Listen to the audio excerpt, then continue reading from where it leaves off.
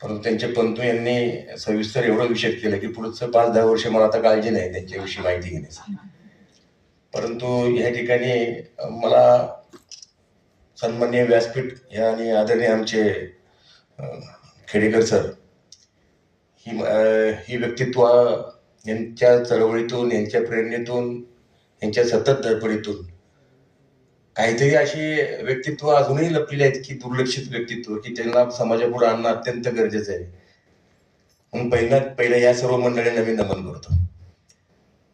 मी अधिक वेळ घेणार नाही, परंतु या ठिकाणी असंच एकदा संगीत नाट्य महोत्सव होता आणि प्राध्यापक रामकृष्णजी मोरेंचं भाषण चालू होतं संगीत नाटकाविषयीचं. तर त्यांची सुरुवातच अशी होती की केशवराव भोसलेंची आक्रमकता, बालगंधर्वांची नजकता, त्या दोघांचं मिश्रण म्हणजे दीनानाथ मंगेशकर.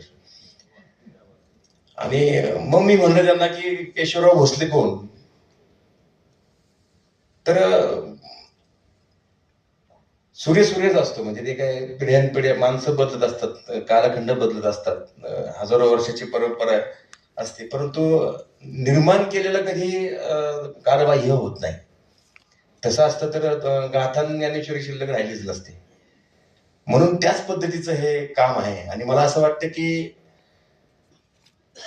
एक वर्ग असतोच, नाही म्हटलं तरी कुठेही. तो काय पुरातन, म्हणजे तुकाराम महाराज असले की मंबाजी बुवा शिवाय त्यांना महत्व येणारच नाही. छत्रपती शिवाजी महाराज असले सुरजी पिसाळ लागतोच. परंतु ह्याही परिस्थितीतून त्यांचं उत्तुंग व्यक्तित्व आमच्या नवीन पिढीला, आमच्या नंतरच्या नवीन पिढीला उपलब्ध असावं, ती मशाल सतत तेवत राहावी.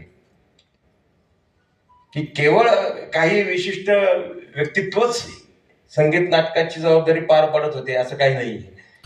तो मूळ पाया आणि मूळ म्हणजे जो उपजत असतो तो केशवराव भोसलेंच्या माध्यमातून तो सतत तेवर ठेवणं हे देखील गरजेचं आहे. आणि एक चांगलं आहे, कलेमध्ये कोणतीही जात येत नाही. जात आणतात तो भाग वेगळा, पण कलेमध्ये जात नसते, कलेला जात नसते. आता आणतात त्याला कोणी पुढे आणतात, त्याला काय फरक पडतो? म्हणजे ह्यासाठी आपलं कर्तृत्व कालबाह्य होतं असं काही नाही. तेवढे सुद्धा माणसाचं एक खणखणीत नाणं असलं आणि ठणठणीत तब्येत असली तर या सगळ्या गोष्टीचं निश्चित वाटचाल सुरू असते. अजित सुरळे, आम्ही मेघराजे भोसले वगैरे सर्व मंडळी आम्ही सातत्याने आम्हाला देखील अनेकांनी कालबाह्य करण्याचा प्रयत्न जरी केला तर आम्ही कालही असणार आहे, आजही असणार आहे, उद्याही असणार आहे.